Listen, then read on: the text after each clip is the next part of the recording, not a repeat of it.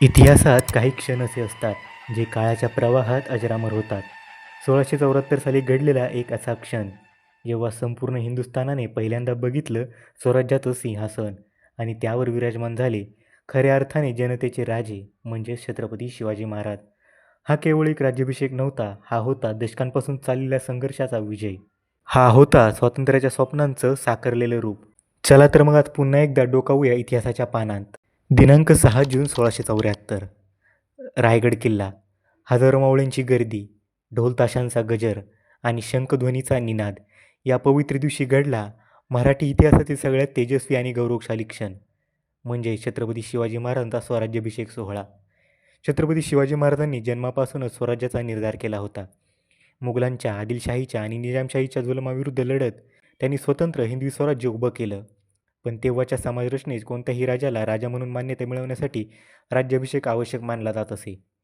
त्यामुळे हिंदवी स्वराज्याची अधिकृत स्थापना करण्यासाठी महाराजांनी मोठ्या दिमाखात आणि धार्मिक विधीनुसार राज्याभिषेक सोहळा आयोजित केला.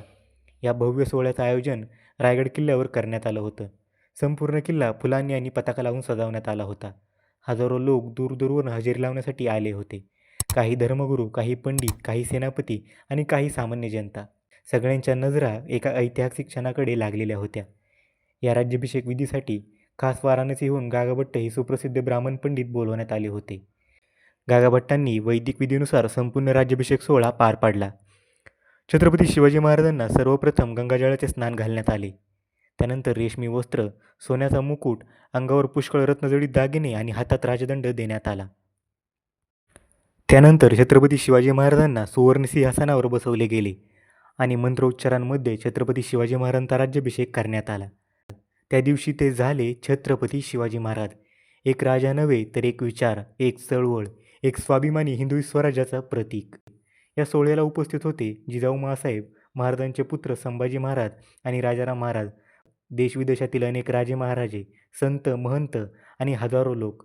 प्रत्येकाच्या डोळ्यात आनंदाश्रू होते, कारण त्यांच्या डोळ्यासमोरच स्वराज्य प्रत्यक्षात उतरले होते. छत्रपती शिवाजी महाराजांनी आपल्या राजमुद्रेच्या माध्यमातून एक संदेश दिला. प्रति पंचदलेखेव वर्धिष्णु विष्णुवंदिता, शाहो सुनो शिवसेष्या मुद्रा भद्राय राधते. याचा अर्थ ही राजमुद्रा प्रतिपदेला वाढवणाऱ्या चंद्रासारखी वर्धिष्णू विष्णू होईल आणि संपूर्ण विश्वात वंदनीय ठरेल. हे राज्याभिषेक केवळ एका राजाचा सोहळा नव्हता, हे होतं जनतेच्या अधिकाराचं, स्वाभिमानाचं आणि आत्मसन्मानाचं प्रतीक.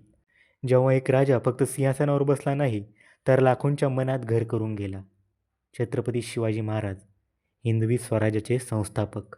छत्रपती शिवाजी महाराजांचा राज्याभिषेक हा केवळ राजतिलक नव्हता, तो होता स्वाभिमानाचा दीप, तो होता स्वातंत्र्याच्या स्वप्नांचा स्फोट आणि तो होता लाखो भारतीयांच्या हृदयात पेटलेली एक ज्वाला. आज आपल्याला पुन्हा त्या तेजस्वी इतिहासाची आठवण करून देणं गरजेचं आहे, कारण इतिहास विसरणारे लोक स्वतःचं भविष्य घडवू शकत नाहीत. छत्रपतींच्या या शिवस्वराज्याला मानाचा मुजरा. जय जिजाऊ, जय शिवराय.